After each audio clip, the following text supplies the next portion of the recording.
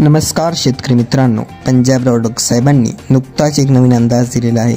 त्यात त्यांनी म्हटले आहे की राज्यात 7, 8, 9 आणि 10 जून भरपूर जास्त पाऊस होण्याची शक्यता आहे। चला मग पाहूया पंजाबराव डक साहेब काय म्हणतात। नमस्कार, मी पंजाब डक।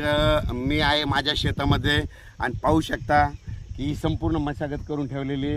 ते असं मशागत करतो आणि या ठिकाणून माझ्या महाराष्ट्रातल्या शेतकऱ्याला अंदाज देणार आहे। माझ्या महाराष्ट्रातल्या शेतकऱ्याला सांगू इच्छितो, तुम्ही काय करा, 6 तारखेपर्यंत, म्हणजे आज आहे 5 जून, म्हणजे 6 तारखेपर्यंत तुम्ही शेतीची कामे करून घ्या। कारण की राज्यामध्ये 7, 8, 9, 10 जूनच्या दरम्यान भाग बदलत पाऊस पडणार आहे, जोराचा पडणार आहे, म्हणून हा अंदाज लक्षात।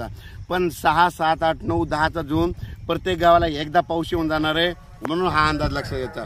पण राज्यातल्या सर्व शेतकऱ्याला सांगू इच्छितो की हा पाऊस पूर्व विदर्भ, पश्चिम विदर्भ, दक्षिण महाराष्ट्र, उत्तर महाराष्ट्र, कोकणपट्टी, खानदेश, मराठवाडा सगळीकडे पाऊस पडणार आहे, म्हणून हा अंदाज लक्षात येतो। पण राज्यातल्या सर्व शेतकऱ्याला सांगू इच्छितो की राज्यामध्ये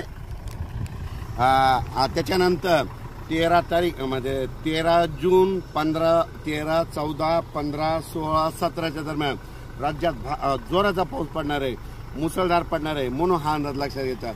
पण राज्यातल्या सर्व शेतकऱ्याला सांगू इच्छितो की राज्यात आजपासून सांगतो की 5 तारखेपासून आज बऱ्याच भागात पावसाला सुरुवात होणार आहे।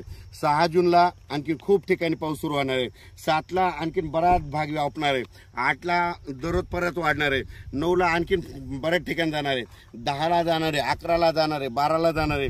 म्हणजे सांगायचं झालं तर पाऊस आता हळूहळू सुरू झाला, म्हणून हे लक्षात येतं।